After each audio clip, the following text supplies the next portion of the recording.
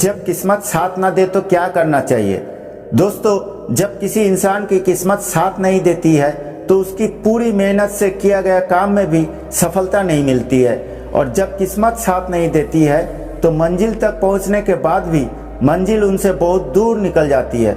इसलिए दोस्तों, हर इंसान के मेहनत के साथ साथ कुछ योगदान उसके किस्मत का भी होता है। तो दोस्तों, आज हम महात्मा गौतम बुद्ध के बताए हुए एक मार्ग से जानने वाले हैं कि जब किस्मत साथ ना दे तो इंसान को क्या करना चाहिए। दोस्तों, अगर आपका किस्मत भी साथ ना दे रहा हो तो इस कहानी को एक बार पूरा अंत तक जरूर सुने।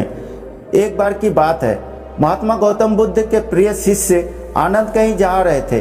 तभी उन्होंने देखा कि एक नदी के किनारे एक अधेड़ उम्र का व्यक्ति एक बड़ी सी चट्टान पर बैठकर रो रहा है।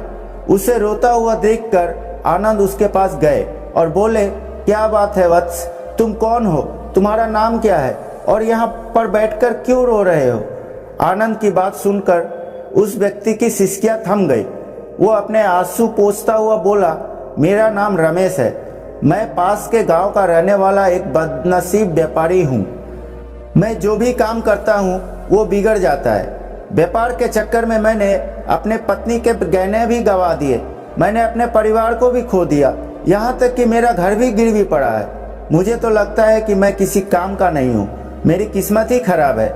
उसकी बात सुनकर आनंद बोले, तुमसे किसने कहा रमेश कि तुम्हारी किस्मत खराब है, जरा मैं भी तो जानूं कि तुम्हारी किस्मत में क्या खराबी है।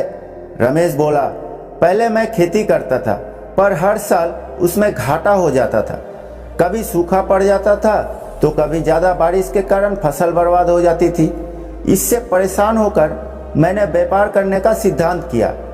मेरे पत्नी के गहने बेचकर मैंने अपना व्यापार शुरू किया, लेकिन मेरा व्यापार नहीं चला।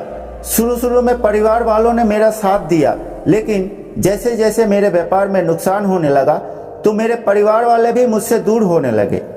मैं ये सब तो अपने परिवार के लिए ही कर रहा था, लेकिन अब वे लोग मुझे देखकर नजरें फेर लेते हैं और मुझे ही मेरे परिवार की दुर्दशा का जिम्मेदार ठहराते हैं। रमेश ने एक लंबी सी सांस ली और फिर बोला, मेरा एक दोस्त है, उसने भी मेरे साथ अपना व्यापार शुरू किया था, उसका व्यापार अच्छा चल रहा है। वो जब भी मेरे घर आता है तो अपनी सफलता की कहानियां सुनाता है। उसकी सफलता की कहानी सुनकर मेरे घर वाले कहते हैं कि तुम्हारे दोस्त को देखो और उससे कुछ सीखो। हमें तो लगता है कि तुम्हारे वश का कुछ भी नहीं है। उन लोगों की ये बातें सुनकर अब तो मुझे भी लगने लगा है कि शायद मेरे बस का कुछ भी नहीं है। अब तो मुझे अपना जीवन ही व्यर्थ लगने लगा है। मेरे मन में ख्याल आता है कि अपना जीवन समाप्त कर लूं।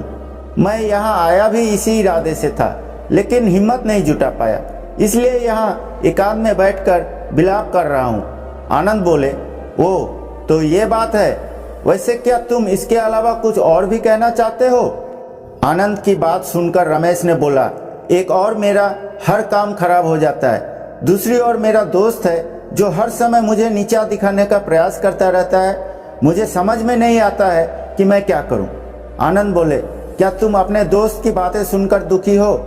रमेश ने बोला, हाँ, मैं उसकी बातें सुनकर दुखी हो जाता हूँ। आनंद ने पूछा, तुम्हें किस बात का दुख होता है, अपने असफल होने का या फिर दोस्त के सफल होने का। उनका सवाल सुनकर रमेश एक पल के लिए सोच में पड़ गया। फिर वो बोला, अगर सच कहूं तो मुझे अपने असफल होने का उतना दुख नहीं है जितना कि दोस्त के सफल होने का होता है। आनंद ने बोले, अर्थात यदि तुम्हारा दोस्त असफल हो जाए तो तुम्हें खुशी होगी।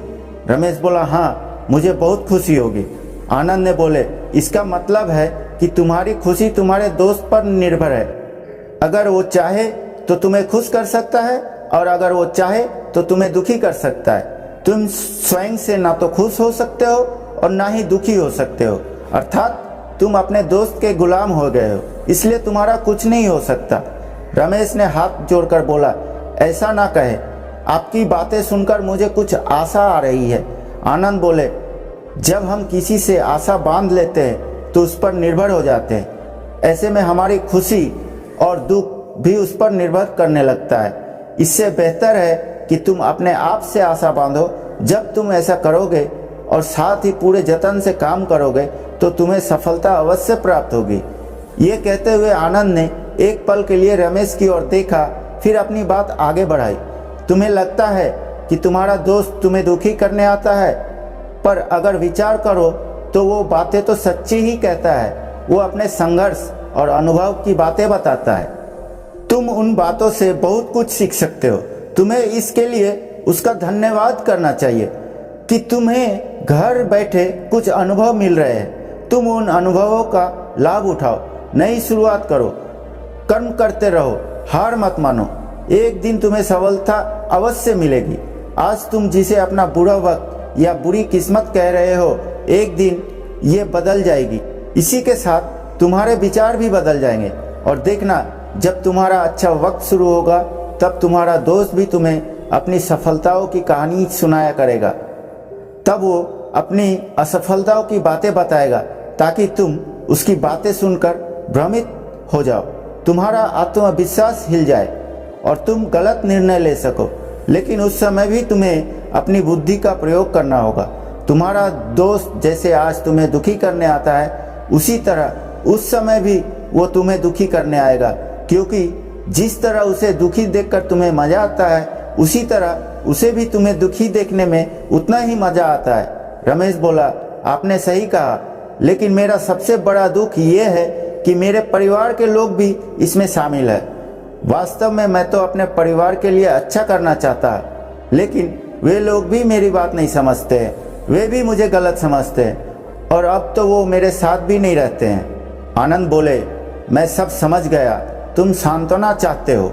वास्तव में इस दुनिया में सभी लोग सांत्वना ही चाहते हैं। हम चाहते हैं कि जब हम कुछ भी करें तो लोग हमारी प्रशंसा करें, लेकिन आम तौर से ऐसा नहीं होता है, इसलिए हम दुखी हो जाते हैं। हमें लगता है कि हमारे दोस्त, परिवार वाले सब मतलबी है, लेकिन तुम अगर किसी को अपना परिवार मानते हो और उसके लिए कुछ करना चाहते हो, तो तुम्हें ऐसा क्यों लगता है कि तुम दूसरों के लिए कुछ कर रहे हो?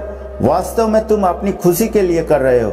इसीलिए परिवार के लिए कुछ करना मतलब वास्तव में अपने लिए ही कुछ करना होता है। लेकिन अगर ऐसा करते समय तुम्हें लगता है कि तुम दूसरों के लिए कर रहे हो, तो तुम हमेशा दुखी रहोगे। और अगर तुम्हें लगता है कि तुम अपने लिए कुछ कर रहे हो, तो तुम्हें हमेशा खुशी मिलेगी, क्योंकि जब तुम अपने लिए कुछ अच्छा करते हो या करना चाहते हो, तब तुम्हें सांत्वना की जरूरत नहीं पड़ती है। आनंद की बातें सुनकर रमेश के चेहरे के भाव बदल गए। वो बोला, आप सही कह रहे हैं, मैं समझ गया हूँ। अब तक मेरी किस्मत खराब इसलिए थी क्योंकि वो दूसरों के हाथ में थी। अब मैं अपनी किस्मत को अपने हाथों में रखूंगा। मैं फिर से प्रयत्न करूंगा, पूरे मन से काम करूंगा, और जब तक सफलता नहीं मिल जाती चैन से नहीं बैठूंगा।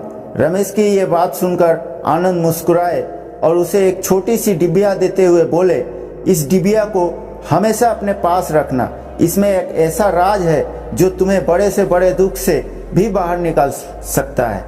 लेकिन इसे तभी खोलना जब तुम्हारे जीवन में कोई रास्ता ना दिखाई दे और तुम्हें लगे कि सब व्यर्थ है, ये दुनिया व्यर्थ है, यहाँ रहना भी व्यर्थ है। रमेश ने आनंद को धन्यवाद किया और डिबिया को लेकर वहाँ से चला गया। उसने नए उत्साह के साथ फिर से अपना व्यापार शुरू किया। उसका व्यापार चलने लगा। अपनी मेहनत और लगन के बल पर वो एक बड़ा व्यापारी बन गया। परिवार वाले भी उसके साथ आ गए और उसका जीवन हंसी खुशी बीतने लगा। अब वो भूतकाल का रोना छोड़ चुका था। वो भविष्य काल की भी चिंता नहीं करता था, बस अपने वर्तमान को संवारने में लगा रहता था। और जो भी वो करता था वो अपने लिए करता था, अपनों के लिए करता था, इसलिए वो हमेशा प्रसन्न रहता था। उसके जीवन में अब कोई दुख नहीं था। लेकिन वक्त हमेशा एक जैसा नहीं रहता है, वो बदलता रहता है। उसके जीवन में भी बदलाव आया। एक दिन उसके राज्य पर पड़ोसी राज्य ने हमला कर दिया। उसने इस राज्य पर अपना कब्जा कर लिया। उसके सैनिकों ने चारों ओर लूटमार मचा दी। उन्होंने रमेश का सारा धन लूट लिया, उसके घर में आग लगा दी। जान बचाने के लिए रमेश अपने परिवार के साथ वहां से भाग निकला। रमेश अपने परिवार के साथ कई दिनों तक इधर उधर भटकता रहा। वो दाने दाने का मोहताज हो गया। उसका बच्चा बीमार हो गया। इलाज के अभाव में वो तड़पने लगा। ये देखकर रमेश का हृदय चित्कार कर उठा। वो कैसे अपने बच्चे का इलाज कराएगा, उसके पास तो खाने के लिए भी पैसे नहीं है। ऐसे में उसे एक बार फिर निराशा ने घेर लिया था। उसे लगने लगा था कि उसका जीवन व्यर्थ है, सारी दुनिया व्यर्थ है, किसी भी बात का कोई मतलब नहीं है। भले ही आप जीवन में कितना भी कुछ कर लो, कितनी भी सफलता हासिल कर लो, परंतु ये जीवन समाप्त ही हो जाता है। तो फिर ऐसे में जीवित रहने का क्या फ़ायदा? इससे तो अच्छा है कि वो अपना जीवन समाप्त कर ले। लेकिन तभी उसके दिमाग में आनंद की दी हुई डिबिया के बारे में याद आया। उसने उत्सुकता के साथ उस डिबिया को खोला। डिबिया के भीतर एक छोटी सी पर्ची रखी हुई थी। पर्ची पर कुछ लिखा हुआ था। उस पर्ची को पढ़कर रमेश की आंखों में छाया निराशा का अंधेरा छट गया और वो मुस्कुराने लगा। पर्ची पर लिखा हुआ था, ये समय भी बीत जाएगा। उसने डिबिया को अपनी मुट्ठी में रख लिया और एक नई शुरुआत के लिए उठ खड़ा हुआ।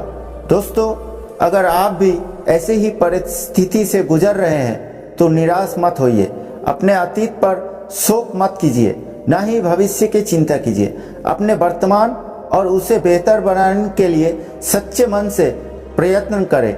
यकीन मानो, जल्द ही आपकी किस्मत भी बदलने वाली है। तो दोस्तों, खुद पर और भगवान पर भरोसा करके हमेशा आगे बढ़ते रहें। इससे आज नहीं तो कल सफलता जरूर मिलेगी आपको। दोस्तों, बस कहानी यही तक थी। ये कहानी आपको कैसी लगी हमें नीचे कमेंट करके ज़रूर बताएं और जाने से पहले चैनल को सब्सक्राइब जरूर कर दें। मिलते हैं अगली वीडियो में। तब तक आप अपना और अपने परिवार का ख्याल रखें। धन्यवाद।